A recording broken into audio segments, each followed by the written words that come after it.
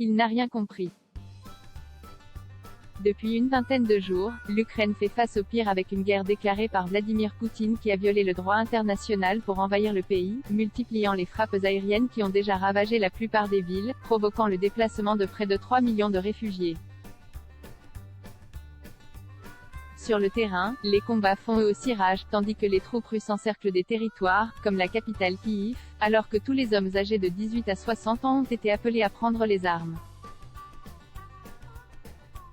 Certains Français, touchés par la situation, ont ainsi décidé eux aussi de rejoindre l'armée ukrainienne pour aider. Toutefois, certains ne reviendront pas, comme l'ont confié Mathieu et Fabrice. Invités sur le plateau de Touche pas à mon poste, mardi 15 mars, ces deux soldats de la Légion étrangère ont livré un témoignage bouleversant sur leur départ pour l'Ukraine, où ils ont finalement été refoulés.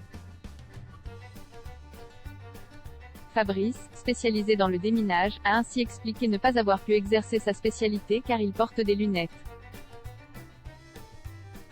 Il y a deux autres choses que l'on peut faire, mais je ne suis pas suicidaire, sniper, et paracommando. C'est partir à la morgue, c'est le suicide, a-t-il ajouté, avant de révéler que l'un de ses collègues, lui aussi engagé volontaire, a perdu la vie peu de temps après son arrivée.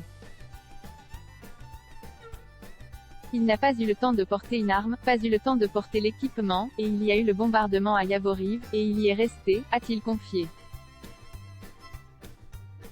Fabrice, je l'ai envoyé à la morgue le 13 mars dernier, le centre de formation et d'entraînement de l'OTAN a été pris pour cible à Yavoriv par la Russie, faisant selon les autorités 35 morts et 134 blessés. Il a fait 24 heures, a précisé Fabrice dans TPMP, qui se reproche aujourd'hui d'avoir envoyé à la morgue son collègue.